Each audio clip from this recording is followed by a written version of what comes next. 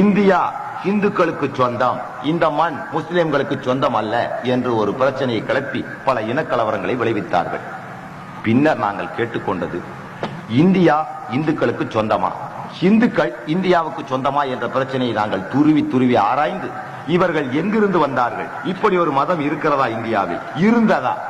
ஆதியில் இந்தியாவை ஆண்டவர்கள் திராவிடர்கள், திராவிடர்களுக்கு பின்னால் மௌரியர்கள், மௌரியர்களுக்கு பின்னால் குப்தர்கள், அதன் பின் முகலாயர் ஆட்சி 800 ஆண்டு காலம் இருந்தது. அவ்வளவுதான் வரலாற்று சுவடுகளே அங்கு உள்ளன.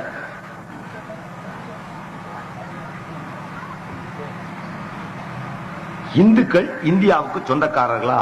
இல்லை.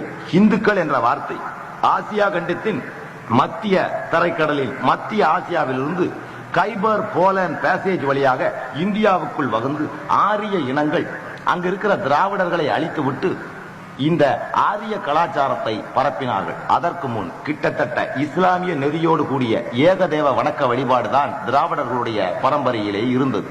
அங்கு குடி கிடையாது. இந்த ஆரியர்கள் விபச்சாரம் கிடையாது.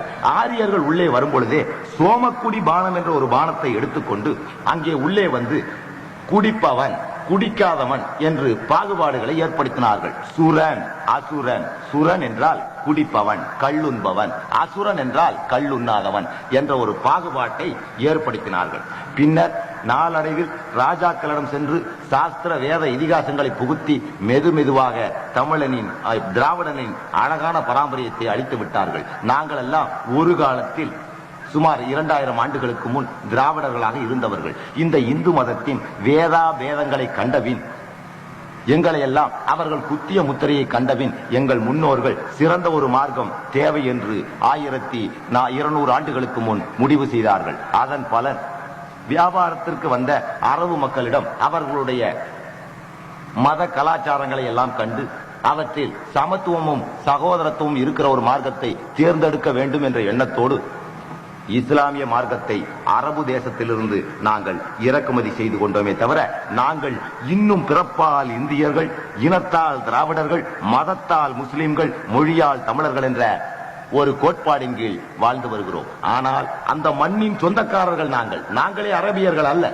அந்த மண்ணுக்கு சொந்தக்காரர்கள். Sons of the soil.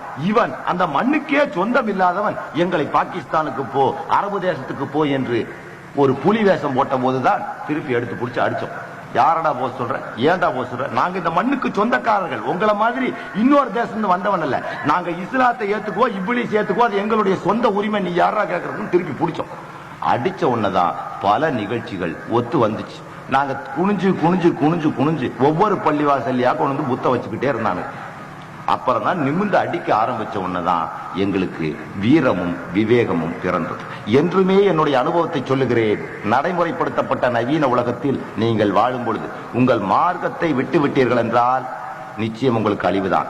மார்க்க உணர்வில் யாரையும் இழந்து விடுங்கள். You must lose everything for your religion, but you should not rule your religion for anything. அதுதான் ஒரு பாலிசியா எடுத்தோம். அப்படியே ஒரு டீம் வளர்த்தி ஒவ்வொரு துறையிலும் புகுந்து எங்களுடைய உரிமைகளை தட்டி கேட்டோம். அந்த மண்ணுக்கு சொந்தக்காரர்கள் என்ற முறையில் தட்டி கேட்ட போது அவர்கள் எங்களை எதிர்க்க முடியாமல் பெருமானார் ஸல்லல்லாஹு அலைஹி வஸல்லம் அவர்கள் மீது களங்கங்களை எல்லாம் கற்பித்தார்கள். கண்ட புனைச்சுருட்டுகளை எல்லாம் கிறிஸ்துவர்களிடமிருந்து கற்றுக்கொண்டு வந்து அவர்கள் ஐரோப்பா முழுவதும் எழுதி வைத்த புனைச்சுருட்டுகள் அவற்றை எல்லாம் எடுத்துக்கொண்டு வந்து உள்ளூரிலே பிரிண்ட் அடித்து அவர்கள் விநியோகம் செய்ய ஆரம்பித்தார்கள். அதன் பின்னால் தான் நாங்கள் அவர்களுடைய மார்க்கத்தையும் மதத்தையும் படித்து அதில் உள்ள அனாச்சாரங்கள் அசிங்கங்களை எடுத்து வெளிப்படுத்ததின் விளைவு 80ஆம் ஆண்டிலிருந்து 18% இருந்த நாங்கள் கிட்டத்தட்ட இந்த 7 ஆண்டுகளில் 2% பேர் கூடியிருக்கிறார்கள். நாம் மத வெறியர்களா என்று முதலில் ஆராய்ச்சி செய்து பார்த்தோம். நாம் மத வெறியர்கள் அல்ல.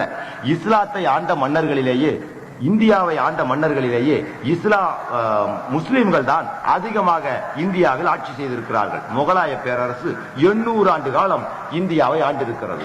குப்த பேரரசோ மௌரிய பேரரசோ 30 ஆண்டுகளுக்கு மேல் ஆண்டதாக வரலாறு இல்லை.